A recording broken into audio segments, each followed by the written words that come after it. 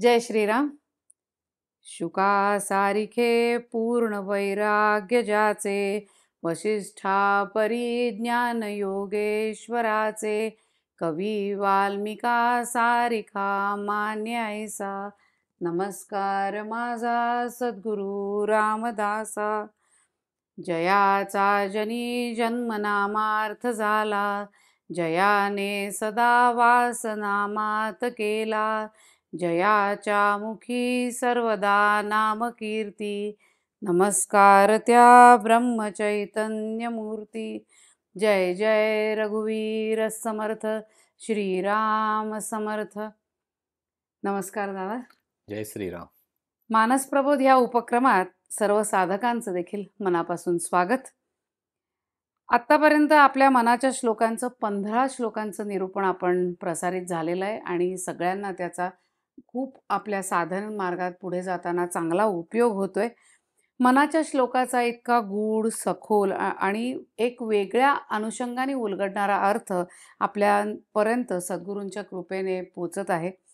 आपण या उपक्रमात सांगितलं होतं की ठराविक एक 15 श्लोक झाल्यानंतर आपण शंका समाधानाचा भाग प्रसारित करणार आहोत. तर त्याप्रमाणे आजचा भाग हा मानस पूजा व त्या संबंधित लोकांना जे काही प्रश्न आहेत, शंका आहेत, त्या अनुषंगाने आपण त्या विषयावर हा भाग पूर्ण करणार आहोत. मनाचा जो तिसरा श्लोक आहे किंवा तिसऱ्या मनाच्या श्लोकामध्ये आपल्याला समर्थ सांगतात, प्रभाते मनी राम चिंतित जावा, पुढे वैखरी राम आधी वदावा. या पहिल्या 2 चरणामध्ये समर्थ सांगतात की आपल्याला भगवंताचं स्मरण पहाटेच्या वेळी करायचंय, चिंतन त्यावेळेला करायचंय आणि मग त्याकरता सद्गुरूंची किंवा भगवंतांची मानस पूजा केली तर ते चिंतन आपोआप आपल्याला घडत राहतं आणि पहाटेच्या वेळी आपण ते केल्यामुळे संपूर्ण दिवसभरात आपलं अनुसंधान आपल्या भगवंताशी किंवा सद्गुरूशी साधलं जातं, राहतं. आणि याचा पूर्ण उलगडा तिसऱ्या श्लोकाच्या निरूपणामध्ये विनीतदादांनी केलेला आहे आणि त्याच अनुषंगाने आज आपण पुढे जाऊया थोडंसं. तर दादा, आजच्या या भागाकरता तुमचं सर्व साधकांतर्फे मी पुन्हा एकदा स्वागत करते. जय श्रीराम. आपल्या मगाशी मी म्हटलं तसं की ह्या उपक्रमाला आपल्याला सगळीकडनं इतक्या भरघोस प्रतिक्रिया येत आहेत की ह्या मनाच्या श्लोकांचा इतका वेगळा अर्थ आम्ही कधी अपेक्षितच केला नव्हता. म्हणजे मनाचे श्लोक आपण लहानपणी वाचायचे, पाठ करायचे आणि पुढे जायचं. पण पहिल्याच श्लोकात जेव्हा तुम्ही सगळं जीवाशिवाची भेट आणि सगळ्या षडचक्रांबद्दल बोललात, त्यांनी लोकांना खूप वेगळा आनंद मिळाला आणि उत्सुकता वाढली. तर लोकांचाही आपल्याला जो काही प्रतिसाद मिळालेला, त्यासाठी त्यांचे देखील सर्व साधकांचे आम्ही आभार मानतो. तर तुम्ही आता ह्या मानस पूजेबद्दल जी काही विचारणा झाली आहे त्याच्यासाठी आम्हाला मार्गदर्शन करावं ही विनंती. तर सुरू करूया. महाराजांच्या कृपेने सगळं काही होईल आणि समर्थांची कृपा आहे म्हणून या सगळ्या गोष्टी घडत आहेत. आपण सुरू करूया. तर दादा, मानस पूजा म्हणजे काय आणि ती कशी करायची? सगळ्यात पहिल्यांदा माझा सगळ्यांना नमस्कार. आपण एक श्लोक मानस प्रबोध या उपक्रमाअंतर्गत निरूपण होतंय आणि दर रविवारी आपण ते प्रसारित करतोय आणि साधारण 15 भाग ह्या उपक्रमाअंतर्गत प्रसारित झालेले आहेत, 15 श्लोक. तर आपण सगळ्यांना सांगितलेलं होतं की तुम्हाला जे काही मनामध्ये अडलेलं असतं किंवा काही शंका असतात किंवा प्रश्न असतात तर त्याची उत्तरं मिळावीत असं एक साधारण जर बघितलं तर बऱ्याच लोकांनी मानस पूजेवर विचारलंय हे आपल्याला लक्षात आलं आणि त्यानुसार आपण हा भाग करतोय. तुम्ही जो प्रश्न विचारला की मानस पूजा म्हणजे काय, तर बघा, मानस म्हणजे मन. तर मनाने भगवंताची करायची ती उपासना आहे. पूजा म्हणजे उपासना या अर्थाने ते घ्यायचे. म्हणजे सगुण पूजा आणि मानस पूजा हा तो फरक आहे. सगुण पूजा म्हणजे जी आपण प्रत्यक्ष देहाच्या माध्यमातून करतो, म्हणजे सगुण मूर्ती आहे भगवंताची किंवा सद्गुरूंची आणि देहाच्या माध्यमातून आपण सगळे सगुण उपासनेचे सगळे उपचार त्या मूर्तीवर आपण जेव्हा करत असतो, म्हणजे अगदी अभिषेक घालणं असेल, मग तो अगदी पाण्याने, गरम पाण्याने, मग पंचामृताने, दूध, दही, मध, तूप, साखर, सगळ्याचे अभिषेक आहेत. हं. मग मूर्ती छान स्वच्छ पुसून घ्यायची आहे. त्याला अत्तर लावायचे. नैवेद्य दाखवायचा, वस्त्र नेसवायची, छान फुलांचे हार घालायचे. हा जो सगुण पूजेचा भाग आहे, हेच मनाने करायचं म्हणजे मानस पूजा होते. बरं. आता इथे तुम्हाला कुठलीही साधन सामुग्री लागत नाही. काय लागतं? तर फक्त डोळे मिटून बसायचे. म्हणजे ही ध्यानाची प्रक्रिया आहे, खरं तर. पण आज असं झालेलं आहे, की मानस पूजा म्हणजे काहीतरी निराळं आणि ती करायची म्हणजे काय? म्हणजे कुठेतरी ते त्याच्यामध्ये काहीतरी कृती आहे. हां. करणं म्हणजे कृती आली ना. कृती आली. तशा अनुषंगाने आपण ह्याचा विचार केल्यामुळे हा सगळा थोडासा बरं. गोंधळ होतो, की आता मानस पूजा करायची म्हणजे काय म्हणजे करायचं? ह्यात आपण आता काय करायचंय? हां, म्हणजे आपण आता काय करायचं? म्हणजे हां. काय कृती करायची? बरोबर. मानस पूजा म्हणजे मनाने केलेलं भगवंताचं चिंतन आहे. मनाने त्याला जे काही आपण त्याची उपासना केलेली आहे, मनानेच सगळं करायचं. म्हणजे सगुण पूजेमध्ये जे आपण वस्तू किंवा देहाच्या माध्यमातनं जी काही त्याची पूजा अर्चा करतो, ज्याला आपण सगुण उपासना म्हणतो. तेच सगळं मनाने जेव्हा आपण करतो, आपल्या ध्यानाच्या प्रक्रिया. प्रक्रियेमध्ये, त्याला मानस पूजा असं म्हणतात. बरं. आता समर्थांनी जे तिसऱ्या श्लोकामध्ये सांगितलं, की "प्रभाते मनी राम चिंतित जावा." चिंतित जावा म्हणजे त्याचं तुम्ही चिंतन करा. बरोबर. महाराजांनी सुद्धा सांगितलं, होय, की होय. पहाटेची वेळ ही अतिशय नामस्मरणाला चांगली. बरोबर. प्रभात म्हणजे काय? सूर्योदय व्हायच्या आधीचा वेळ चालेल. आहे. त्यामुळे जेव्हा सूर्योदय होणार असतो त्याच्या आधी उठावं आणि आपण नामस्मरणाला बसावं, भगवंताचं चिंतन करावं. हे समर्थांना आणि महाराजांना आपल्याकडून अपेक्षित आहे. मग जर आपण पहाटेच्या वेळेला बसलो, हं. म्हणजे आसन घालून आपण जेव्हा भगवंताच्या पुढे, आपल्या देवघराच्या इथे किंवा जी काही आपली नामस्मरणाची जागा असेल, त्या ठिकाणी जेव्हा आपण आसन घालून बसतो, मग सद्गुरूंची तसबीर असेल हं. किंवा मूर्ती असेल, आपण बसल्यानंतर छान दिवा लावलेला आहे, हं. तुपाचं निरांजन लावलेलं आहे, समई तेलाची लावलेली आहे, छान धूप लावलेलं आहे, आसन स्वच्छ आहे, आपले कपडे सुद्धा स्वच्छ आहेत. प्रत्येक वेळेला अंघोळ करायलाच पाहिजे असं नाही. हे महाराजांनी तेव्हाही सांगितलंय, सांगितलं. की बरोबर. नामस्मरणाला सोवळ्या-ओवळ्याचं बंधन बंधन नाहीये. नाही.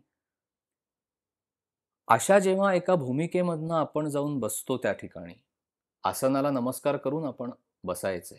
बरं. भगवंतालाही नमस्कार करायचा आहे, भगवंत स्वरूप असलेल्या सद्गुरूंना सुद्धा नमस्कार करायचा आहे आणि त्यांना सांगायचंय, की माझ्याकडनं हे सगळं छान होऊ दे. जी काही कृती आहे ना, ती इथपर्यंतच आहे. हां. एकदा का तुम्ही बसलात, डोळे मिटले आणि हातामध्ये माळ घेतली नामस्मरण करायला किंवा काही जण माळ न घेता करतात. म्हणजे बरं. नुसते बसतात शांतपणे डोळे मिटून. ठीक आहे, तो विषय नाही. हं. पण जेव्हा तुम्ही नामस्मरणाला सुरू करता, त्यावेळेला सगळ्यात पहिल्यांदा सद्गुरूंना आठवायचं. सद्गुरूंशिवाय भगवंताचं नाम हे तुम्ही घेऊच शकणार नाही, त्यांची कृपा असल्याशिवाय. भगवंताच्या कृपेनी आणि सद्गुरूंच्या कृपेनीच भगवंताचं नाम आपल्या मुखामध्ये येतं. पण भगवंताची ओळख तुम्हाला कोणी करून दिली? सद्गुरूंनी सद्गुरूंनी करून करून दिली. दिली. त्यामुळे सद्गुरू आणि भगवंत, आपण आणि सद्गुरूंनी जे आपल्याला नाम दिलं, ज्या भगवंताचं दिलं ते उपास्य दैवत. उपासना. हे सगळं जेव्हा एकत्रित होतं, त्यावेळेला ती बैठक तयार होते. बरं. म्हणजे महाराज सांगतात तसं एक देव, एक गुरु, एक नाम आणि तो घेणारा, म्हणजे ते नाम घेणारा तुम्ही स्वतः नाम. साधक. ही सगळी जेव्हा एक एकत्रित त्याची जेव्हा हे तयार होते, गुंफण, हं. तेव्हा ती नामाची बैठक बसते. मग तुम्ही नाम घ्यायला आता बसलेला आहात, तर एकदम त्याच्यामध्ये घाईघाईनी जायचं नाही. हं. हळूवारपणे त्या नामाच्या कुशीमध्ये शिरलं पाहिजे. सद्गुरूंना स्मरायचं, त्यांना विसरून काही होणार नाही. पहिलं महाराजांना आणि सद्गुरूंना आठवायचं, की या म्हणायचं, की तुम्ही माझ्याकडनं आता हे सगळं करून घ्या. आता आपण ध्यानाच्या प्रक्रियेमध्ये आहोत. आपण आता नामाच्या प्रक्रियेमध्ये आहोत. नामसाधनेमध्ये आहोत. जप सुरू झालेलं आहे. हं. आता सगळ्यांना कशाचा अनुभव येतो, की असंख्य विचार जे मनामध्ये येत असतात, नामस्मरण करत असताना. मग भूतकाळामध्ये घडून गेलेल्या घटना असतील, वर्तमान क्षण जगत असताना ज्या काही तुम्हाला अडचणी येतायत अडचणी. किंवा भविष्याविषयीची चिंता, बरोबर. ह्याच्यामध्येच मनुष्य फिरत असतो. ह्या तिन्ही काळांमधले सगळे विचार त्याच्या मनामध्ये येत येत असतात. असतं. आणि मग सगळ्यांचा आपला अनुभव असा आहे, की एरवी सुद्धा जे विचार येत नाहीत, ते सगळे नाम घ्यायला बसलं बसलं की की येतात. येतात. हां, अगदी खरं आहे. आणि काही वेळेला तर अतिशय नकारात्मक भावना, बीभत्स काहीतरी, हो. ज्याचा कधी विचार आपण केलेला नसतो, असं सगळं काही त्या नामाच्या वेळेला, नाम घेता घेता यायला सुरुवात होते. बरोबर. महाराजांनी सांगितले, त्या विचारांच्या पाठीमागे जाऊ नका. तुम्ही नाम घेत राहा. विचारांना सांगा तुम्ही तुमचे तुमचे तुमच्या मार्गाने जा. हं. आपण काय करतो, त्या विचारांच्या पाठीमागे जातो आणि मग एका विचारातून दुसरा विचार निर्माण होतो आणि असे हजारो विचार त्या नामाच्या प्रक्रियेमध्ये येत येत राहतात. राहतात. ह्याच्यावर जो महाराजांनी आपल्याला उपाय सांगितलेला आहे ना, तो म्हणजे आपलं चित्त मानस पूजेमध्ये गुंतवावं. हा महाराजांनी सांगितलेला त्याच्यावरचा हं. उपाय आहे, की जेव्हा तुम्ही मनाने भगवंताची उपासना करायला सुरुवात करता मानस पूजेच्या माध्यमातून, एकीकडे तुमचं नाम चालूच आहे. बरोबर. आता तुम्हाला फक्त बघायचंय. इथे मी सगळ्यांना सांगू इच्छितो, की मानस पूजा करणं ह्यात कर्तेपण तुमचं काहीही नाहीये. मानस पूजा ही भगवंत आणि सद्गुरू तुमच्याकडून करून घेत असतात, त्यांना जशी हवी आहे तशी. तशी. म्हणजे तुम्ही एखाद्या वेळेला महाराजांना स्नान घालायला सगळं सामुग्री आणलीत. पण महाराज तुम्हाला जर म्हणाले, की "जरा थोडा वेळ थांब." तर आपल्याला त्या मानस पूजेमध्ये सुद्धा थांबता आलं पाहिजे. मग जोपर्यंत महाराज सांगत नाहीत तुम्हाला, तोपर्यंत आपण आपलं नाम घेत राहायचं. आता ही जी महाराजांनी आपल्याला सांगण्याची हां. प्रक्रिया किंवा आपण ती ऐकण्याची प्रक्रिया, हे म्हणजे काय दोन माणसं एकमेकांशी बोलतात तसं नसतं. म्हणजे अंतरस्थितीच्या खुणा अंतर्निष्ठ जाणं ती तसा विषय आहे. म्हणजे महाराजांच्याकडनं जे येतं आपल्याला, सगळ्यांनाच येतं. आपण जेव्हा साधनेला बसतो, तेव्हा महाराजांनीच हे सांगितलेलं आहे, की ती देवता, ते सद्गुरु तत्व तुमच्यासाठी त्या वेळेला जागृत होतं. तर महाराज किंवा सद्गुरु तत्व तुम्हाला सगळं काही मार्गदर्शन त्याच वेळेला करणार आहे. आणि ते जागृत झालेलं असतं. बरोबर. तर तुम्ही फक्त शरणागत भावाने तिथे जाऊन बसायचे, महाराजांच्या इथे किंवा सद्गुरूंच्या इथे. म्हणजे तुम्ही जर सद्गुरूंची मानसपूजा करत असाल, म्हणजे मानसपूजा कशी करावी हा जो हो. हे आहे ना, तर तुम्ही जे काही तुमच्या मनामध्ये येतंय ना, तसं करा. बरं. म्हणजे आपण आता समजा सद्गुरूंना अंघोळ घालायला सुरुवात केली, तर अचानक जर तुमच्या समोर एका गंगाळ्यामध्ये गंगेचं पाणी दिसायला लागलं तुम्हाला, तर आज त्या पाण्याने गंगेच्या अंघोळ. तुम्ही अचानक पाहाल, की सद्गुरू हे नर्मदेच्या काठी बसलेले आहेत आणि आपण सुद्धा नर्मदेच्या इथे आहोत. तर त्या पाण्याने अंघोळ होईल. त्या पाण्याने सद्गुरूंना स्नान घातलं जाईल. तुम्ही फक्त बघा काय डोळ्यासमोर येतंय. तुम्ही तुमचं करायला जाऊ नका. ह्या प्रक्रियेमध्ये आपल्याला जायचंय. आपण काय करतो? महाराजांना बसवलं किंवा आता भगवंताची मूर्ती आहे. आपल्याच ताटात आपण सगळं घेतलेलं आहे. म्हणजे जे सगुणामध्ये करणार, ते भराभरा, भराभरा आपण मानसपूजेत करून मोकळे होतो. ही घाई गडबड करून उरकण्याची गोष्ट नाहीये.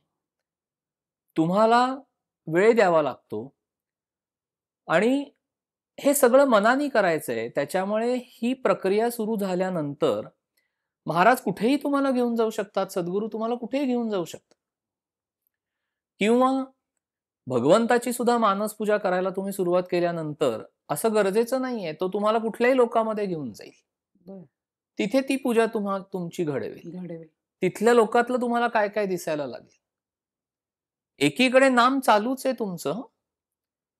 म्हणजे ज्या उपास्य दैवताचा किंवा सद्गुरु तत्वाचा तुम्ही जप करत असाल किंवा नामस्मरण करत असाल, ते श्रीराम जय राम जय जय राम किंवा ओम नमो भगवते वासुदेवाय जो कुठला जप जप आपण असेल. करतोय तो मनातल्या मनात चालूच आहे, पण देहाचं भान गेलेलं आहे.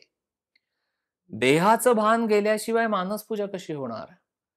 मन तिथे चिकटलं पाहिजे ना. म्हणजे महाराज काय सांगतात, निर्गुणात शिरताय ना, तर घाई नका करू त्या निर्गुणात शिरण्याची. तुम्ही हे सगळं करत असताना तुमच्या देहाला विसरणं ह्याला निर्गुण तत्वाची ओळख होणं म्हणतात. सगळं बाजूला करायचं आणि निर्गुण असं नाहीये. महाराजांनी काय सांगितलं? डोंगराच्या पलीकडे गाव आहे. मला माहिती आहे डोंगराच्या पलीकडे गाव आहे, पण त्याच्यासाठी मला डोंगर चढावा लागतो. डोंगर चढल्याशिवाय पलीकडचं गाव दिसत नाही. नाहीतर महाराजांनी ह्या सगळ्या गोष्टी आपल्याला सांगितल्याच नसत्या. खरंय. निर्गुणात जायची अजिबात हे करायची काही करायची नाही. ते हळूहळू होईल. त्याच्यामुळे मानसपूजा हा निर्गुण तत्वाचा अनुभव घेण्याची प्रक्रिया असल्यामुळे ती घाई गडबड करून उरकण्याची गोष्ट नाहीये. म्हणून आपल्याला तेवढा वेळ द्यावा लागतो ह्या सगळ्या गोष्टींसाठी. बैठक पाहिजे. म्हणजे तुम्ही पहिलं शांतपणे बसा. ही ध्यानाची प्रक्रिया आहे. बरं. त्याच्या ध्यानाच्या प्रक्रियेमध्ये जेव्हा आता समजा रामाची आपण मानसपूजा करतोय, तर रामाचं ते छान रूप शेवटी तुम्ही काय करणार? रूप मानस पूजेमध्ये सुद्धा सगुणच रूप पुढे आणणार ना. सगुण सोडता येत नाही. नाही. मानस पूजा करणार कोणाची? सगुण तिथे काहीतरी असल्याशिवाय महाराजांनी साधं सांगितलंय, तुम्ही जोपर्यंत सगुणामध्ये आहात तोपर्यंत तुमचा देवही सगुणात पाहिजे. बरं. साधं हे गणित आहे. हां. तुम्ही निर्गुणात गेलात ना, की मग सूक्ष्मातला व्यवहार आहे. पण आज तुम्ही सगुणामध्ये आहात ना, तुमचा देव सुद्धा सगुणात पाहिजे. जे सगुण पूजेचे उपचार आपण करतो तेच सगळे उपचार मानस पूजेमध्ये सगुण रूपालाच होतात. म्हणजे रामाची मूर्ती तुमच्या डोळ्यासमोर येईल, काहीतरी छबी डोळ्यासमोर येईल. मग तुम्ही फक्त जात राहायचं त्याच्याबरोबर. वेगळं काही जाऊन करायचं नाही. मग ते तत्व तुमच्याशी हे होतं, तुमच्यासाठी जागृत होतं. बरं. मग कधी तुम्ही स्वामींची मानसपूजा करताय, स्वामी म्हणतील आज मला बेसनाचे लाडू हवेत ना खायला. तर ते तसे तिथे तयार होतात आपोआप त्या मानसपूजेमध्ये. आणि अनेकांना हा अनुभव आहे मानसपूजेचा, की आज सकाळी स्वामींना बेसनाच्या लाडवाचा नैवेद्य दाखवला, की दिवसभरात कुठून तरी बेसनाचा लाडू तुमच्यापाशी येणार आहे. अनेकांना मानसपूजेचे असे अनुभव प्रत्यक्षात पण येतात. अनेक जण हा अनुभव घेतात, की मानसपूजेमध्ये जशा पद्धतीने बघितलेलं आहे एखादी देवता, म्हणजे समजा कोल्हापूरची अंबाबाई अचानक तुमच्या समोर आली. मुद्दामून करायला जायचं नाही. काय डोळ्यासमोर येतंय हे बघा. आपलं कसं होतं, हे डोळ्यासमोर आलंय का? पण मी तर महाराजांची मानसपूजा करतोय. मग अचानक ही कोल्हापूरची अंबाबाई कुठून माझ्या समोर आली? मग तिला बाजूला करा. असं नाहीये. ती समोर आलीये ना, अरे ती तुझी मानसपूजा स्वीकारायला आलीये. ती तुझी मानसपूजा स्वीकारायला आलीये. सद्गुरु तत्व आहेच आहे ना तिथे. पण अंबाबाई समोर दिसतीये ना, सुरू करायची तिची पूजा करायला. तर तुम्हाला कित्येकदा असा अनुभव येईल, की त्या पूजेमध्ये जे काही सोपस्कार आपण करतो ना, ते कुठेतरी नंतर पुढे प्रत्यक्षात घडतात. आणि आपल्याला त्यावेळेला लक्षात येतं, की अरे हे अंबाबाईंनी माझ्याकडनं 2 महिन्या आधीच घडवून आणलंय मानस पूजेमध्ये. निरनिराळ्या विभूती तुमच्या डोळ्यासमोर येतील. सद्गुरु तत्व आहेच आहे. हो ना. त्याच्या पायाशीच बसून हे सगळं सगळं करायचं. करायचं. सद्गुरूंना डावलून काही होणार नाही.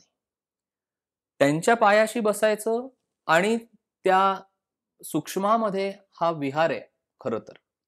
मानस पूजा म्हणजे कुठली अशी गोष्ट नाही, ज्याला आपण म्हणतो ना, की व्यावहारिक पातळीवरची. बरं. ही सूक्ष्मातली आहे. स्थूलाच्या पलीकडची आहे, जडाच्या पलीकडची. त्याच्यामुळे आपण फक्त बघत राहणं, काय डोळ्यासमोर येतंय, कारण डोळे मिटलेले आहेत. म्हणजे अंतःचक्षूसमोर काय येतंय? निरनिराळ्या देवता येतील. काहीही समोर येईल. काहीही म्हणजे अक्षरशः काहीही येईल समोर. तुम्ही आत्ता इथे आहात, तर मानसपूजेमध्ये अचानक तुम्ही कुठल्यातरी ठिकाणी जाल. मग कुठलं तरी देऊळ तुमच्या डोळ्यासमोर येईल, कुठली तरी मूर्ती समोर येईल, जी तुम्ही कधी पाहिलेली पण नाहीये. पण तुमचे उपचार त्या मूर्तीवर सुरू होतील. हो. सद्गुरू कदाचित तुमच्या आजूबाजूला असतील किंवा नसतील सुद्धा त्या क्षणी. क्षणी. काहीही घडू शकतं. मग ती जी कुठली देवता किंवा महाराज आहेत किंवा ज्या सद्गुरूंची आपण ही उपासना करतोय करतोय. किंवा समजा आता रामाची मानसपूजा आपण करत असू किंवा कृष्णाची करत असू, तर अचानक शिवतत्व सुद्धा डोळ्यासमोर येऊ शकतं. बर. किंवा महाराजांची मानसपूजा करता करता महाराजांच्या शेजारी तुम्हाला अचानक स्वामी दिसायला लागतील, अचानक तुम्हाला साईबाबा दिसतील, अचानक तुम्हाला शंकर महाराज दिसतील, अचानक तुम्हाला कोणीही दिसू शकतं, म्हणजे कुठलीही संत विभूती दिसेल. त्यावेळेला लगेच डोकं टेकायचं. हे सगळं मनाने आहे. बर. शरणागत भाव, की अरे आज ह्या संत विभूतींचं दर्शन झालं. हे मनाचे खेळ नाहीयेत. आपल्याला असं वाटतं, पण भगवंतांनी सांगितलंय ना, की मन हा माझा अवतार आहे. अवतार आहे. त्याच्यामुळे जे काही घडणार ते जर सगळं मनाच्याच पातळीवर घडणार असेल, तर हे मनानेच अनुभवायची गोष्ट आहे ना. त्याच्यामध्ये कशाला आपण हे करत बसायचं. आपले तर्क नाही. समोर आलेत ना, गजानन महाराज समोर दिसतायत ना, तुम्ही असं मनाशी बाळगा खुणगाठ, की अरे वा, आज महाराज पूजा स्वीकारायला आले. आपल्या सद्गुरूंची आपण करतोच आहे. गजानन महाराजांची पण करायची, त्या तत्वाचीही करायची. तुम्ही रामाची समजा मानस पूजा करताय, पण अचानक कृष्ण येईल आणि म्हणेल, आज मला लोणी साखरेचा नैवेद्य दाखव. मग आपण त्याला बाजूला नाही करायचं, नाही नाही मी आता रामाची पूजा करते, तू जरा बाजूला हो. तू समोर आलायस ना, राम कृष्ण हरी सगळे एकच आहेत.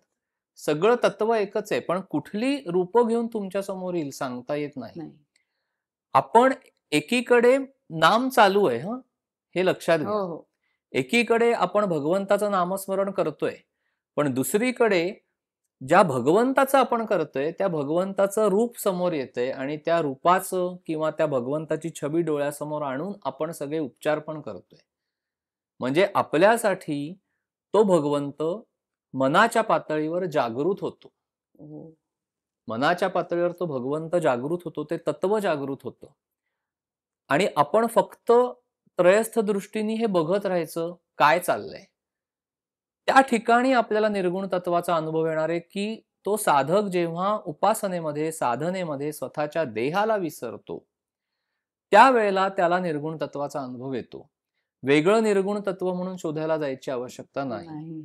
आणि एकीकडे तुमचं नाम चालूच आहे मनातल्या मनामध्ये. म्हणजे श्रीराम जय राम जय जय राम चालूच आहे. भले समोर श्रीकृष्ण भगवान आले, ते म्हणतायत ना, की मला आज तू लोणी साखरेचा नैवेद्य दाखव. तिथे ती लोणी साखरेची वाटी उत्पन्नच होणार आहे, कारण सगळं मानस पूजेमध्येच चाललंय ना. हो ना.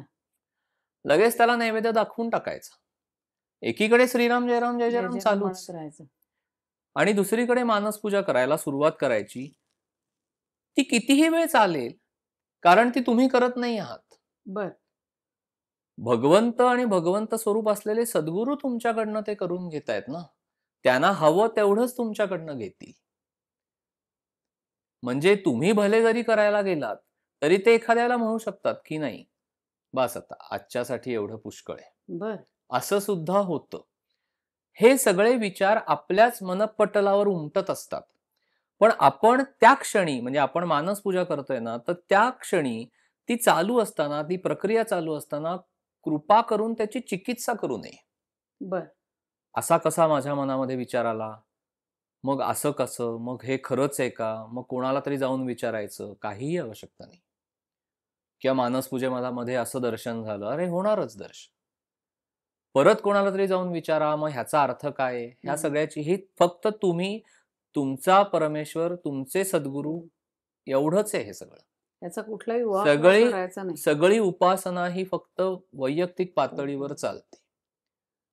ती उपासनाच मुख्यतः वैयक्तिक विषय आहे. मानसपूजा हाच विषय तुम्ही आहे. फक्त शांतपणे आसन घालून बसणं, एकीकडे तुमचं ध्यान चालू आहे. भले ती माळ फिरत नाहीये आता मणी.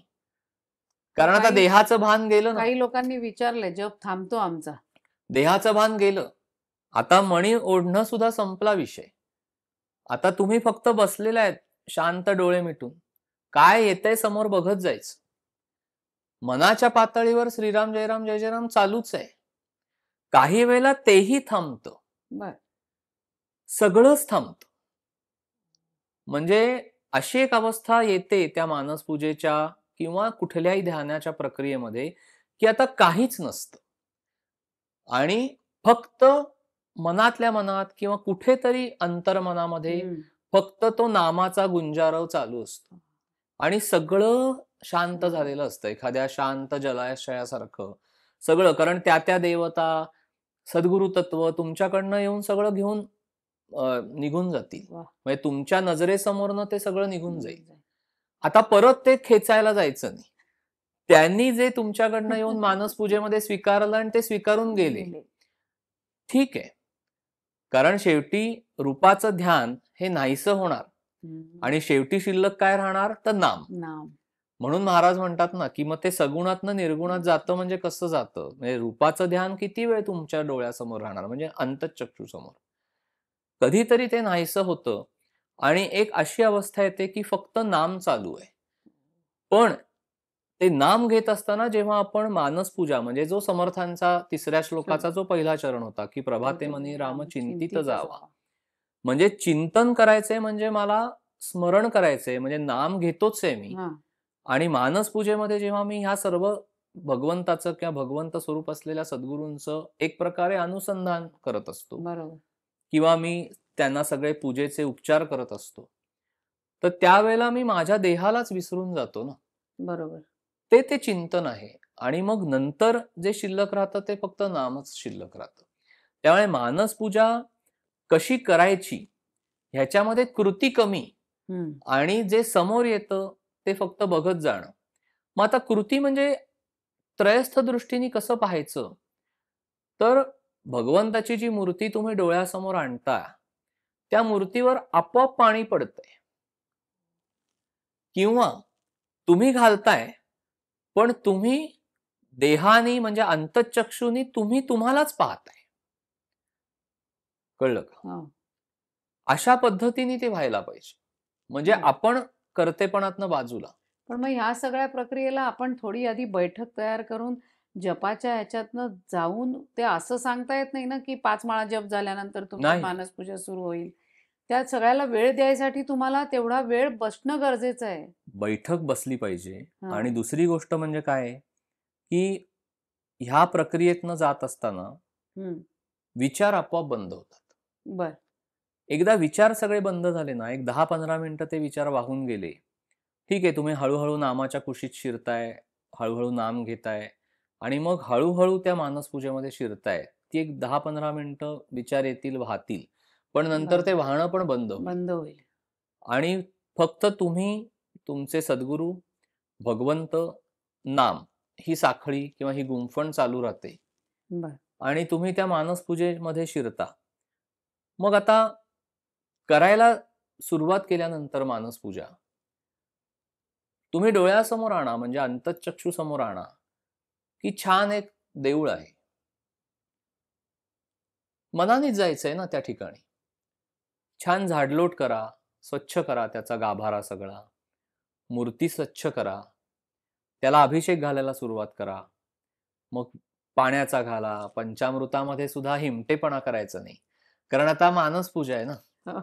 ओता सगळं त्याच्या मूर्तीवर ओता. अगदी दह्या, दुधाचे, तुपाचे हांडेच्या हांडे तुम्ही हे करा. तो आनंद मिळतो ना, ते प्रत्यक्षात करता येत नाही येत नाही. आपल्याला. प्रत्यक्षात कसं करणार? शक्य नाही. जे प्रत्यक्षात करता येत नाही, ते सगळं मानसपूजेमध्ये करता येतं. आलं का लक्षात? बरोबर आहे. आणि ह्याने परमेश्वराला सुद्धा आनंद होतो आणि तुम्हाला सुद्धा आनंद होत असतो. आणि तुम्ही बघत असताना अंतःचक्षुनी ह्यालाच त्रयस्थ दृष्टीने ती मानसपूजा बघणं बघ म्हणतात. हां. की तो दुधाचा अभिषेक होतोय छान विठ्ठलाच्या मूर्तीवर, ते असं दूध वरनं-वरनं असं छान त्याच्या मस्तकावरनं खाली येतंय. किती सुंदर तुम्हाला ते दृश्य आहे. खरं आहे. कुठलीही देवता, मग तो राम असेल, कृष्ण असेल, त्याच्या मस्तकावर हे सगळे जलाभिषेक, दुग्धाभिषेक, दह्याचा हे, साखरेचा अख्खाच्या अख्खा हे घालायचं त्याच्या ह्याच्यावर. सगळी छान पंचामृताने त्याची पूजा करायची, सगळं मनानेच. मग छान त्याला गरम पाणी घालायचं, बघायचं मनानेच बघायचं, की फार गरम नाहीये नाही. ना. आपण घेऊ का एवढं गरम हो. पाणी? नाही, आपण नाही. बादलीमध्ये हात घालून बोटं बघतो. बुडवून बघतो की नाही अंघोळ करायच्या आधी? भगवंताला सुद्धा लागलं नाही पाहिजे हो गरम. ना. तशा भावनेनी सगळं भावनेनीच करायचंय. मग असं छान पाणी घालायचं. मग असं कढत-कढत पाण्याने त्याला छान अंघोळ घातल्यानंतर त्याचं छान अंग मऊ कापडाने हो. पुसून काढायचं. खरखरीत कापड वापरायचं नाही, मनामध्ये सुद्धा. छान मऊ कापडाने त्याचं अंग स्वच्छ पुसून काढायचं. त्याला छान अत्तर लावायचं. जे काही तुम्हाला वाटेल ना, ते सगळं तुम्ही त्या मानस पूजेमध्ये करू शकता. कारण प्रत्यक्षात करायला एकतर पैसा लागतो, सगळी साधन सामुग्री लागते, लागते. सगळं काही लागतं. लागतं. आपल्या घरामध्ये ते करणं आपल्याला शक्य नसतं शक्य बऱ्याचदा. नसतं. देवळामध्ये जाऊन करणं शक्य शक्य नसतं. नसतं. मग ही मानस पूजेची केवढी मोठी गोष्ट सद्गुरूंनी आपल्याला दिलेली आहे. आणि ती भगवंताला सूक्ष्मातनं थेट मिळतं सगळं. म्हणजे तुम्ही किती छान. सगुणात काय कराल ते सगळं तुम्हाला त्या मानस पूजेमध्ये मिळतं. कारण सगुणाला सगळेच नियम आहेत, होय. उपाधी आहेत. अंघोळ करून बसणं, अमुक सगळं करणं, म्हणजे सगळं. उपाधी आहेत. हो. पण ह्याला मानस पूजेला काही मागे उपाधी नाही. नाहीये. खरंय. आणि तुम्ही सगळा जो काही आहे तो मनानेच व्यवहार आहे ना. मग छान अत्तर लावलं, त्याची मूर्ती छान आता दिसायला लागली. मग त्यालाच विचारायचं, की आज तुला कुठले कपडे घालू? कुठल्या रंगाचे घालू? संवाद साधायला पाहिजे ना. हं, म्हणजे हं. महाराज सांगतात ना, की परमेश्वराशी तुम्ही बोलत राहा. सद्गुरु तत्व सांगतं ना तुम्हाला, महाराजांच्या ह्याच्यात आहे ना, की मी तुमची आई आहे. तुम्ही हो. सगळं मला सांगा. परमेश्वरालाच विचारा, की "अरे आज तुला कसं सजवू काय मी? करू? काय करू?" काय घालू? एक दिवस ते तत्व तुम्हाला सांगायला लागेल. आणि बाहेर ह्याची वाच्यता करायची आवश्यकता नाहीये. हे आपल्यापुरतंच आहे. त्याचा हं. आनंद आपण घ्यायचा आहे. पुन्हा त्याच्यात आपणच चिकित्सा करतो. असं कसं आता माझ्याशी हा देव बोलेल? असं नसतं. देवाचाच अंश तुमच्यामध्ये आहे ना, तो तुमच्याशीच बोलणार, दुसऱ्या बोलणार. कोणाशी जाऊन बोलणार आहे. त्यामुळे त्यालाच विचारायचं मानस पूजेमध्ये, की "अरे, आज तुला काय करू मी? काय घालू तुला मी आज?" हो ना. मग तो म्हणेल, "आज मला तू ह्या रंगाचं वस्त्र नेसव." मग लगेच ते तुमच्या समोर तयारच होणार आहे. मग त्याला छान अगदी सोन्याची जर सुद्धा असेल, हां. प्रत्यक्षात काही सोन्याची जर असलेलं वस्त्र आपल्याला देणं शक्य नाही शक्य नाही भगवंताला. भगवंताला. मानस पूजेमध्ये अख्खं काय काहीही देऊ शकता. जरतारी. जरतारी, त्याला मोती लावले, त्याला सगळं काही जडवलेलं आहे. घाला सगळं त्याच्या अंगावर छानपैकी. मग फुलं. जगात असतील नसतील तेवढी सगळी फुलं त्या मानस पूजेमध्ये आपण घालू शकतो. सुवासिक घालू शकतो, गुलाब घालू शकतो, चाफा घालू शकतो. बाहेर तिथे आपण सगुणातल्या पूजेला सगळीच घासाघीस आहे. हो. पण मानस पूजेमध्ये कुठलीच घासाघीस नाहीये.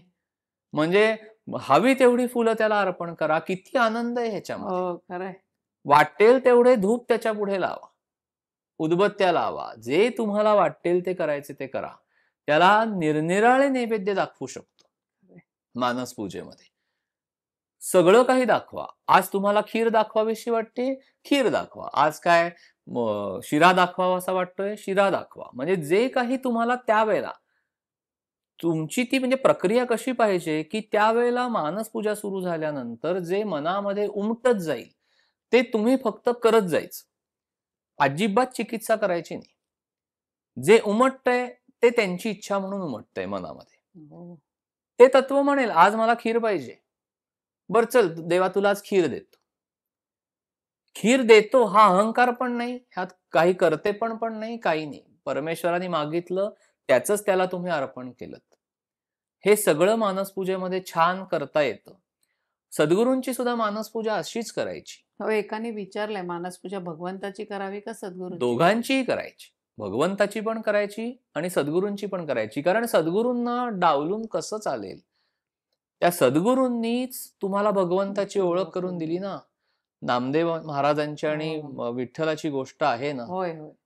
नामदेव महाराज विठ्ठलाला म्हणाले, की "मला गुरु करण्याची काय आवश्यकता आहे? तू तर प्रत्यक्ष माझ्याशी बोलतोस, बोलतोस, माझ्या हातचं तू खातोस." पाहतोस. पण तेव्हा विठ्ठल नामदेव महाराजांना म्हणाले, की "तू सद्गुरु तत्व म्हणजे सद्गुरूंच्या पाशी शरण झाल्यानंतरच मी कोण आहे हे तुला कळेल." होय. आणि म्हणून ते विसोबा खेचरांकडे कडे पाठवतात. पाठवतात. आणि तीही कथा आपल्याला सगळ्यांना माहिती आहे, की ते शंकराच्या पिंडीवर पाय ठेवून बसलेले असतात. म्हणजे तत्वज्ञान काय सांगतं? परमात्मा सगळीकडे चराचरामध्ये भरलेला आहे. मग नामदेव महाराज विसोबा खेचरांना म्हणतात, की "अहो तुम्ही असे काय पिंडीवर बसले. पाय ठेवून बसलेला आहात? पहिले ते पाय पाय खाली खाली. ठेवा." मग तेव्हा सद्गुरु तत्व काय सांगतं नामदेव महाराजांना? "तू अशा ठिकाणी मला ठेव, की जिथे भगवंत नाहीये." चराचरात भगवंत व्याप्त ना, होय, होय. हे सद्गुरूंनी सांगितलं शेवटी त्यांना. तेव्हा हं. त्यांना ते लक्षात आलं ना. मग जिथे-जिथे पाय ठेवताय तिथे-तिथे पिंडी उत्पन्न पिंडी होतीये. उत्पन्न. म्हणजे अशी एकही जागा नाही की जिथे जिथे भगवंत भगवंत नाही. नाही. म्हणजे जिथे प्रत्यक्ष पांडुरंगाने नामदेव महाराजांना सांगितलेलं आहे की तू सद्गुरू कर, तर आपण कोण आहोत? म्हणजे आपलं जे सगळं आहे ते सद्गुरूंपाशी, कारण पाशी. सद्गुरूंमुळेच भगवंत कोण आहे हे आपल्याला कळतं. अगदी खरं. आणि मग हे सगळं होता होता ते सगळं एका नामामध्ये एकवटलं जातं. मग सगळी ती एकत्रीकरणाची प्रक्रिया आहे. म्हणजे सद्गुरू तत्व, भगवंत, आपण आणि नाम जे सद्गुरूंनी आपल्याला दिलं. कारण ते नाम शेवटी कोणाचं आहे? भगवंताचंच आहे तसंच ना. आहे ना. हो. मग हे सगळं जेव्हा एकत्रीकरण त्याचं होतं, त्यावेळेला साधकाला स्वतःहून आतून सगळ्या गोष्टींचं ज्ञान ज्ञान. मिळतं. ते त्याला बाहेरची पुस्तकं वाचून किंवा हे नाही. जे त्याला अनुभव येतात ते सगळे आतून यायला लागतात. मग त्याला कुठे जावं लागत नाही. त्याच्या ठिकाणीच तो डोळे मिटून शांतपणे बसला, बसलाय. की तिथेच त्याला सद्गुरू भेटणार, तिथेच त्याला त्याचा भगवंत भेटणार, सगळं काही तिथेच. सद्गुरूंची सुद्धा मानसपूजा करताना अशीच करायची, की छान त्यांना पाटावर बसवा, चौरंगावर बसवा, त्यांचे पाय छान घंगाळ्यामध्ये घ्या. छान ऊन पाण्याने त्यांचे पाय स्वच्छ धुवा, पुसून काढा. त्यांना छान अत्तर लावा, त्यांच्या पायावर स्वस्तिक काढा. त्यांना छान गळ्यामध्ये माळा घाला, तुळशीची माळ घाला. सगळं काही त्यांनाही छान त्यांना जे पदार्थ आवडत असतील, त्याचे नैवेद्य त्यांना दाखवा. अशा पद्धतीने मानसपूजा करायची आणि हा अनुभव खरंच घ्या सगळ्यांनी, की हे सगळं करत असताना कुठलाही व्यावहारिक विषय मनामध्ये विचार कुठलाही येणार नाही. येत नाही. आणि तुम्ही अक्षरशः विसरून जाता. किती वेळ मानसपूजा चालली आहे, विसरून जाता तुम्ही. हे जे देहाला विसरण आहे ना, हा निर्गुण तत्वाचा अनुभव आहे. वाह! किती छान. आणि आता मानसपूजेतले उपचार कसे करावे असं आपल्याला एकाने विचारलं होतं, ते तुम्ही आत्ता सांगितलेतच. पण मानसपूजा कोणत्या वेळेला करावी? काही वेळेला काय होतं, आपल्याला पहाटे थोडासा जरी उशीर झाला, तर पुढे आपल्याला नोकरीला जायचं असतं, सगळं होतं. मग अशा वेळी मानसपूजा रात्री केली तर आपण चालते का? मग ती कशी करायची? आता हे बघा, सगळ्यात पहिली गोष्ट तर ती खरं तर पहाटेच करावी. पण रात्री जर आपण करणार असू मानसपूजा, तर मग तसे उपचार करायला पाहिजेत. बरं. आता रात्री मानसपूजा करताना आपण महाराजांना किंवा देवाला अंघोळ घालणार का? नाही ना. मग शेजारतीचे सगळे उपचार करायचे. बरं. मग देवाला शांतपणे हे करा, काय म्हणतात त्याला, निजवा. हां. किंवा महाराजांचे पाय तुम्ही दाबून देऊ शकता. त्यांच्या तळपायाला तेल लावून देऊ शकता. भगवंताचे पाय चेपून द्या. तो विटेवर उभा आहे ना, त्याचे पाय दुखतात. मग ते चेपून द्या. हे सगळं मानसपूजेमध्ये आपण करू शकतो. कारण बरोबर. शेवटी सगळं भावानेच करायचंय ना, की "अरे, तू हं. आमच्यासाठी उभा आहेस. तुझे पाय दुखत असतील दुखत आता." असतील ती. तर त्याचे पाय चेपून देऊ शकतो. सद्गुरू तत्वाचे पाय चेपून देऊ शकतो. त्यांना शांत झोप लागावी म्हणून आपण त्यांना वारा घालू शकतो. शकतो. कारण तेव्हा तुम्ही त्यांना लगेच अंघोळीला बसवू शकत नाही. कारण आता रात्र झालेली आहे. मग आता तुम्ही रात्री मानसपूजा करताय म्हणून त्या वेळेनुसारचे उपचार उपचार करायचे. करा. पण आता आपण हे सगळं मानसपूजेमध्ये जे अर्पण करतोय, ते आपल्याला जेव्हा अर्पण करताना भौतिकातलाच परत ते अर्पण करणं आलं, जरी ते दिसत नसलं तरी. पण जे शाश्वत आहे, ते अर्पण हे सगळ्या नाशिवंत गोष्टी आहेत ना. मग त्यांनी एकाने विचारलंय, की या नाशिवंत गोष्टी भौतिकातल्या आपण अर्पण करतो, ह्याची आवश्यकता आहे का मानसपूजेत? काय आहे माहितीये का? ही सगळी चिकित्सा मानसपूजेमध्ये आपण करायची नाही. बरं. जे सर्वोत्तम आहे, नाशवंत जरी असलं तरी उत्पन्न कोणी केलंय? भगवंतानी केलं. भगवंतानीच उत्पन्न केलंय. अगदी खरं. तुम्ही उत्पन्न केलंय का? तुम्हाला कोणी उत्पन्न केलंय? भगवंतानीच उत्पन्न केलंय. त्या झाडावर फूल उमललंय. मान्य आहे मला, की ते संध्याकाळी कोमेजणार आहे. हो. म्हणून मग ते व्हायचंच नाही का हां. परमेश्वराला? बरोबर आहे. ही सृष्टी हे ब्रह्मांड जर भगवंतानी उत्पन्न केलेलं आहे, तर ते कधीतरी नाश पावणारच आहे. पण तरी सृष्टीचा व्यवहार चालूच आहे ना. चालू आहे. त्याच्या ती गोष्ट नाशिवंत आहे म्हणून मी ती अर्पण करणार नाही. म्हणजे मानसपूजेत सुद्धा अर्पण करायची गरज नाही. हा विषयच नाहीये. शरणागत भाव असल्याशिवाय तुम्ही कुठलीच गोष्ट अर्पण करू शकत नाही. सगुण पूजेमध्ये सुद्धा करू शकत नाही आणि मानस पूजेमध्ये करू शकत नाही. उलट सगुण पूजेमध्ये ह्या सगळ्या गोष्टी भौतिकातल्या अर्पण करायला तुम्हाला मर्यादा आहेत. आणि म्हणजे मला कितीही वाटलं, की मला ह्या भगवंताला छान सोन्याचा हार अर्पण करायचा आहे. पण आज मी नाही तो घेऊ घेऊ शकत, शकत. विकत नाही घेऊ शकत. नाही ना. मर्यादा आहेत मला. मी कितीही म्हटलं, की मला अशी फुलं अर्पण करायची आहेत, पण मला मर्यादा आहेत. मी काही नाही करू शकत ना. एका मर्यादेच्या पलीकडे पलीकडे आपण नाही कसं जाणं सगळं शकत. करणार? खरं आहे. मानसपूजेमध्ये कुठलीच मर्यादा नसते. त्याच्यामुळे ती वस्तू नाशिवंत आहे का ती चिरंतन टिकणारी आहे, ही चिकित्सा करण्यापेक्षा भगवंताला भगवंतानेच उत्पन्न केलेलं आपण अर्पण करतोय ना. काय आपण वेगळं अर्पण हो करतोय? ना. नैवेद्य अर्पण करतोय, मग तो भगवंतालाच करतोय. कारण मानस पूजा करताय ना, म्हणजे त्याची पूजा करताय तुम्ही. त्याला खायला द्यायला पाहिजे की. हो ना. त्याला पूजेतले छान विचार. अलंकार घालायचे, त्याला छान हे सगळं करायचंय. ही नाशिवंत जरी गोष्ट असली, तरी ती भौतिकासाठी आहे. हं. तरीही तिथे आपण अर्पण करतोच की नाही. हो. करण्यामागचा हेतू काय असतो, की भगवंता जे तू उत्पन्न केलंयस तेच आम्ही तुला देतोय. देतो. वेगळं आम्ही काय देतोय? अर्पण करायला आपण त्याचे मालक कुठे आहोत? मालक कुठे आहेत? खरंय. मालक भगवंतच आहे. झाडावर उमलणारं फूल भगवंतानेच उत्पन्न केलेलं आहे. तुम्ही जे सगळं काही जे अख्खा ब्रह्मांडातली कुठलीही गोष्ट भगवंताला दिली, मग ती सगुण पूजेत म्हणजे भौतिकात द्या, नाहीतर मानस पूजेमध्ये सूक्ष्मात द्या, म्हणजे स्थूलात द्या किंवा सूक्ष्मात द्या. सगळ्याचा राजा तोच आहे. त्याचंच त्याला आपण परत करत परत असतो. करतोय. कशासाठी? आपला अहंकार नष्ट व्हावा नष्ट. म्हणून आणि हिमटेपणा जावा म्हणून. हां. आज आपल्या प्रत्येकाला हिमटेपणा आहे एक प्रकारचा. हो, खरंय. की द्यायची वेळ आली ना, तरी सुद्धा माणूस हात आखडता घेतो.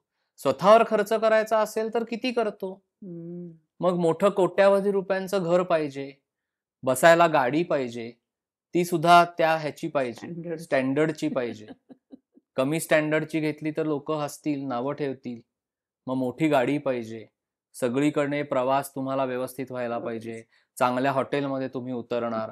ह्याच्यासाठी आपण म्हणतो का, की ह्या सगळ्या नाशिवंत गोष्टी आहेत. ह्या हो. कशाला आपण वापरायच्या किंवा ह्या कशाला आपण हे करायच्या? देवाला द्यायच्या वेळेला मात्र सगळा हिमटेपणा आहे. हं.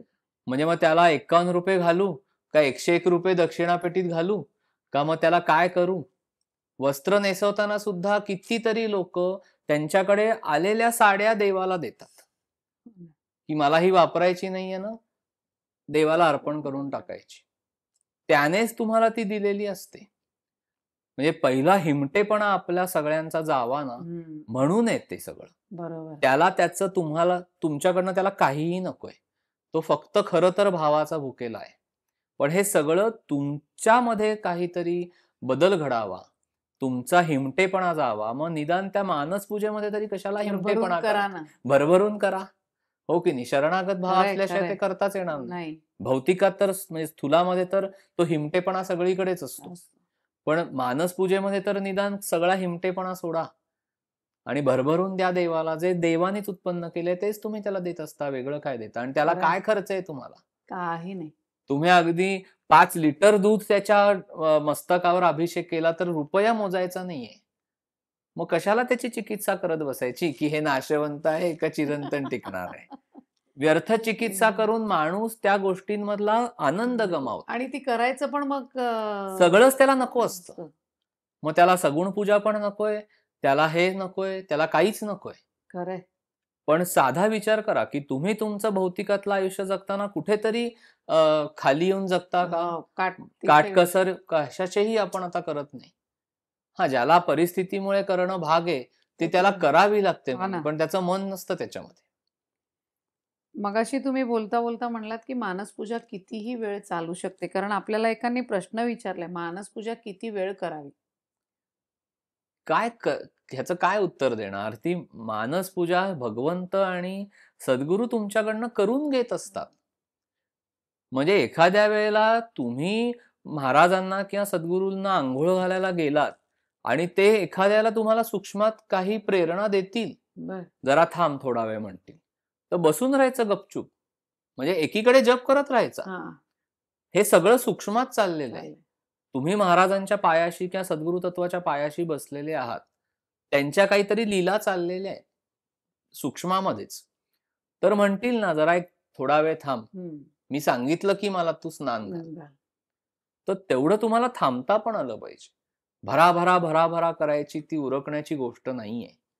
हां, पटकन समोर सगळं तत्व आणलं, पटापटा मानसपूजा केली आणि तसं पुढे. नाहीये. नाम आणि मानसपूजा, नामस्मरण, मानसपूजा, ध्यान, अनुसंधान, मानसपूजा हे सगळं एकत्रित आहे. एकत्रितपणे करायचं. पण मानसपूजा आता तुम्ही म्हणालात, की ही उरकून टाकायची गोष्ट नाहीये. पण मग त्यासाठी आपल्याला आपले सद्गुरू काय सांगतायत? हा जो संवाद साधला गेला पाहिजे. तो मग आपण कशा रीतीने आपला तो संवाद साधला जाईल किंवा वाढवायचं हे करायचं? संवाद किंवा ह्या गोष्टींच्या पलीकडे तो शब्देविण संवादू आहे. बरं. हे पहिल्यांदा आपण सगळ्यांनी लक्षात घेतलं पाहिजे, की सद्गुरु तत्व शब्देविण संवादू आहे. ते तुमच्या मनामध्ये ती भावना उत्पन्न करतात. भावविश्वावर हे चालणारी. सगळं मनाच्या पातळीवर चालतं. फक्त ह्याला मनाचे खेळ म्हणू नयेत. हां. कारण तुम्ही त्यांना धरून बसलेले आहात. हो ना. तर जे काही घडवायचंय म्हणजे महाराजांनी साधं त्यांच्या तत्वज्ञानात सांगितलंय, की संताची हाक तुमच्या कानावर ऐकायला येईल एवढे त्याच्या जवळ थांबा. त्यामुळे परमेश्वराला किंवा सद्गुरूंना जे तुम्हाला सांगायचं आहे ते सूक्ष्मामधूनच येऊन ते तुम्हाला सांगणार. स्थूलात कसं होईल ते? हो ना. ते सूक्ष्मामधूनच येणार. त्याच्यामुळे तुम्हाला पूर्ण जीवाचा कान करणं म्हणतो ना, हां. तसं करून बसायचंय आपल्याला. ते काही आवाजाच्या लहरी किंवा असं नाही, ती नाही. संवेदना आहे. ज्याला आपण परावाणी म्हणतो. म्हणजे ते जे बरोबर. स्फुरण आहे, ती जी संवेदना आहे, ती जी प्रेरणा आहे, त्याला काहीही म्हणा तुम्ही. ते जेव्हा तुमच्या मनःपटलावर उत्पन्न होतं ना, त्याला फक्त तुम्ही न्याय द्यायचा आहे. म्हणजे तुम्हाला त्या क्षणी जाणवेल, की आत्ता महाराजांना हे नकोय. आत्ता महाराज मला थांब म्हणून सांगतायत. ही जाणीव आहे. मग थांबायचं थोडा वेळ. जप करत राहायचा एकीकडे, हां. पण थांबायचं. किंवा एखाद्याला असं होऊ शकतं, की तुम्ही भगवंताची मानसपूजा करताना तुम्हाला ती जाणीव समोरनं होईल, की कशा पद्धतीने आज त्यांना ती हवी आहे. आज त्यांनी ती करून घेतली तर उद्या तसंच करून घेतील असं असं नाही. नाही. उद्या कदाचित वेगळं सद्गुरु तत्व सुद्धा तुमच्या समोर येईल. म्हणजे आज तुम्ही समजा दररोज समजा कोल्हापूरच्या अंबाबाईची मानसपूजा करत असाल, तर एखाद्या वेळेला सप्तशृंगी देवी पण तुमच्या समोर येऊ शकते. मग आपण त्याला न्याय आपल्याला देता आला पाहिजे, की अरे आज ही देवी किंवा हे तत्व समोर आलंय का? चला, छान. आज त्यांची मानसपूजा अंबाबाई बरोबर. बरं. किंवा आज दत्त महाराज आलेत का? मग कधी गोरक्षनाथ दिसतील, कधी कोण दिसेल, कुठलं तत्व दिसेल, हे सगळं तुम्ही फक्त बघत राहायचंय. तुम्हीहून काही करायचंच नाही. म्हणजेच त्रयस्थ दृष्टीने आपण मानसपूजा बघायची आहे का? एक्झॅक्टली. तुम्ही त्रयस्थ दृष्टीने हे सगळं जे चाललंय ना, मनोव्यापार किंवा जो मनाचा हा सगळा भाग आहे, हा इतका पवित्र आहे, की ह्याला तुम्ही मनाचे खेळ म्हणून हे करू नका. कमी ही निर्भत्सन आहे. ह्या सगळ्या गोष्टींना मनाचे खेळ आहेत सगळे असं म्हणणं ही निर्भत्सन आहे. त्या तत्वाची केलेली. म्हणजे ब्रह्मानंद महाराजांनी मानसपूजेमध्ये वाहिलेली गुलाबाची फुलं थेट गोंदवलेल्या महाराजांच्या पायावर दिसलेली आहेत. चरित्रामध्ये तो प्रसंग आहे ना. हो. त्या महाराज म्हणाले ना, की ब्रह्मानंद किंवा आनंदसागर कोणीतरी ती वाहिली असते. वाहिली. म्हणजे एवढं मानसपूजेचं हे महत्व आहे. त्याच्यामुळे अजिबात ह्या सगळ्या गोष्टींना आपल्याच मनाचे खेळ आहेत का? असं म्हणून अजिबात त्या गोष्टींची निर्भत्सना करायची नाही. जे येतंय ते अतिशय पवित्रपणे त्याला सामोरं जायचं, अतिशय प्रामाणिकपणे ह्या सगळ्या गोष्टी करायच्या. हे जर आपण सगळं करत गेलो ना, तर पूर्णपणे तुम्ही निर्गुण तत्वाचा अनुभव घ्याल. वेगळं काहीही करायचं नाही आणि ह्या सगळ्याला अधिष्ठान नामाचं आहे. नाम चालू राहिलं पाहिजे. आणि अधिष्ठान आता तुम्ही नामाचं आहे म्हणलात, म्हणजे एक वेळा जेव्हा आपण त्या निर्गुण तत्वाशी एकरूप होतो किंवा ती त्रयस्थ दृष्टीने आपण मानसपूजा बघतो, तेव्हा काही वेळेला माळ थांबली तरी नाम थांबलंय असा त्याचा अर्थ होत नाही, नाही. आता काही वेळेला काही जणांनी हे विचारलं पण आहे, हो. की आम्ही मानसपूजा करत असताना एकीकडे आमचा जप बंद झाल्यासारखा वाटतो. वाटतं. पण तो तशा तऱ्हेने बंद होत नाही. तो अंतर्मनामध्ये चालूच असतो. ती भावना तुमची आत गेलेलीच असते. म्हणजे रुजली आता ती. रुजलेली असते. कदाचित तुमची माळ थांबलेली असेल, कदाचित तुम्ही समजा वैखरीने काही जप करत असाल, ते कदाचित थांबलेलं असेल, शांत झालेलं असेल. पण ती जी संवेदना आहे ना नामाची, ती चालूच असते पहा. आणि ह्याचं हे ओळखायचं कसं? तर रात्री झोपताना जेव्हा आपण नाम घेऊन झोपतो, तर बघा सकाळी उठल्यानंतर अचानक श्रीराम जय राम जय जय राम, अचानक विष्णू सहस्त्रनाम, अचानक काहीतरी देवाचं स्तोत्र, काही नाम, काहीतरी पटकन सुरू होतं. ह्याचा अर्थ काय आहे, की मध्ये जो तुमचा झोपेचा वेळ होता, तुम्ही निद्रिस्त होता, त्यावेळेला सद्गुरू तुमचं नाम सांभाळत होते. तसं नाम हे अंतर्मनामध्ये जाऊन झिरपत असतं. म्हणजे ते श्रीराम जय राम जय जय राम किंवा ओम नमो भगवते वासुदेवाय हे आत चाललेलंच असतं. तुम्हाला फक्त त्याची जाणीव नसते, कारण देहाचं भान गेलेलं आहे त्यावेळेला. बरोबर. तुम्ही निर्गुणच शिरलेला आहात ना, देहाचं भान गेलेलं आहे. पण गेलेलं ते आहे. तत्व म्हणून आज चालूच असतं. आणि मग ती मानसपूजा समजा संपत आली, म्हणजे तेही कळतं, की ते स्फुरण आलेलं आहे आणि ते हळू कमी होत कमी चाललंय. होतं. किंवा आता सद्गुरूंची मानसपूजा झाल्यानंतर सगळं डोळ्यासमोरनं म्हणजे अंतःचक्षुसमोरनं नाहीसं होईल. बरोबर. की ती जी भगवंताची सगुण मूर्ती तुम्ही अंतःचक्षुसमोर समोर पुढे आणलेली आणलेली आहे. आहे, ते रूप पण नाहीसं होईल. मग त्यावेळेला ते पुन्हा नाम उभारून वर येईल. हं. मग परत श्रीराम जय राम जय जय राम सुरू होईल. वाह! पुन्हा ओम नमो भगवते वासुदेवाय सुरू होईल. परत माळ हालायला लागेल. लागलं. त्याच्यामुळे ह्या सगळ्या गोष्टींमध्ये अजिबात हं. त्याचं हे करायचं नाही. मग एकांनी विचारलंय, की मानसपूजा ही स्वप्न व जागृती ह्यांच्या मधली अवस्था म्हणता हो, येईल ती का? ध्यानाची अवस्था आहे. म्हणजे हं. ध्यान प्रक्रियेमध्ये हा सगळा विषय चालतो. त्याच्यामुळे ती पूर्णपणे जागृत अवस्था पण नसते, ती स्वप्नावस्था आता पण पण नसते. नसते. अशी एक अवस्था असते, की जिथे तुम्ही तुमच्या देहाला बऱ्यापैकी विसरलेले आहात. तुम्हाला वेळेचं भान राहत नाही. म्हणजे तुम्हाला जेव्हा तुमची मानसपूजा होते किंवा ती कितीही वेळ चालू शकते, ते सद्गुरूंच्या आणि भगवंताच्या हातामध्ये. त्यांची एखाद्या इच्छा. वेळेला ते थोडक्या वेळात तुमच्याकडनं करून घेतील, मग पुढे तुमचं नाम चालू राहील. एखाद्याला असं होईल, की ती अर्धा तास, 45 मिनिटं, 50 मिनिटं हो. चालू राहील. म्हणजे जेवढा वेळ तुम्ही नामस्मरण करताय, तेवढा वेळ ती चालू राहील. हे सगळं त्यांच्यावर आहे. म्हणजे आणि हे आज झालं म्हणून उद्या होईल असंही नाही. बरं. हे आजचा क्षण आजचा आहे. तो आनंद त्यावेळी आपण हां, घ्यायचा. म्हणजे आज हे झालं म्हणून उद्या असंच घडेल असं नाही. परवा निराळच काहीतरी घडेल. त्याला कुठलाही हार्ड अँड फास्ट रूल नाही. म्हणजे आपण नाराज व्हायची पण काही गरज काहीही नाहीये आवश्यकता नाही. काही वेळेला किंवा असं काही होतं, चुकलं का की आपलं त्या असं. हां. नामाचा आपल्याला आनंद मिळत नाही. हो, खरं आहे. एखाद्या दिवशी असं होतं आणि एखाद्या दिवशी नामाची इतकी बैठक छान बसते, की अगदी उठू नये, डोळे उघडत नाहीत. कारण तुमची कुंडलिनी शक्ती जागृत झालेली असते. तुमचे डोळे आत खेचले जात असतात. म्हणावं तरी डोळे उघडता येत नाहीत. म्हणजे असं वाटतं नको मला आता काहीही काही नको. नको. मला फक्त या नामामध्ये राहू दे. कारण रूपाचं पण ध्यान काही वेळाने ते नाहीसं सुटतं. होतं. हो ना. मग जे शेवटी शिल्लक राहतं ते नामच आहे. सुरुवातीलाही नामच आहे. अशा पद्धतीने नाम हे सगळ्याला व्यापून उरतं. उरतं. पण ते सद्गुरूंनी दिलेलं असतं आणि ते भगवंताचं असतं. म्हणून ते भगवंताच्या आणि सद्गुरूंच्या साक्षीनीच सगळं करायचं. हं. त्याच्याशिवाय तुम्ही ते करूच शकणार नाही. आता तुम्ही जसं म्हणालात, की काही वेळेला हे आज जे घडलं तेच उद्या घडणार नाही. त्याने तुम्ही काही नाराज व्हायची पण गरज नाही. पण काही लोकांचं असं म्हणणं आहे, की काही वेळेला विचार इतके येतात, की न धड मानसपूजा होते, ना नीट आमचा जप होतो आणि मन कुठेच तरी त्या विचारांच्या मागे धावत जातं आणि कितीही आपण बैठक घालून हे करायचा प्रयत्न केला, तरी ते आमच्याच्यानी साधत नाही. तर हे असं का होत असावं आणि मग ह्याला काय करावं? अशा वेळेला फक्त नाम घेत राहा. जशी जमेल तशी मानसपूजा तुमच्याकडनं होऊ दे. बरं, काही वेळेला त्या मानसपूजेचा आनंद मिळणार नाही. काही वेळेला त्या नामाचा सुद्धा तुम्हाला आनंद मिळणार नाही. बरं, कारण तुमचं मन ते घेण्यासाठी प्रवृत्तच नाहीये. बरं. कारण तुमच्या मनामध्ये अतिशय कुठलीतरी चिंता आहे, काळजी आहे, काहीतरी मनाविरुद्ध घडलंय, तर नाही त्यावेळेला नामाचा अनुभव मिळत आपल्याला हं. किंवा तो आनंद मिळत नाही. पण महाराज काय सांगतात, "जसं होईल तसं नाम घ्या." ते नामच एक दिवस तुमच्या सगळ्या चिंता, काळज्या सगळ्याचं नष्ट करेल ते सगळं. आणि तुम्ही कधी तुमच्या संकटातनं सही सलामत बाहेर पडलात हे बरं. कळणार सुद्धा नाही. पण आज जरी माझा हे नसला तेवढा मनाचा भाव किंवा काही वेळेला असं वाटतं नको आज काही करायला.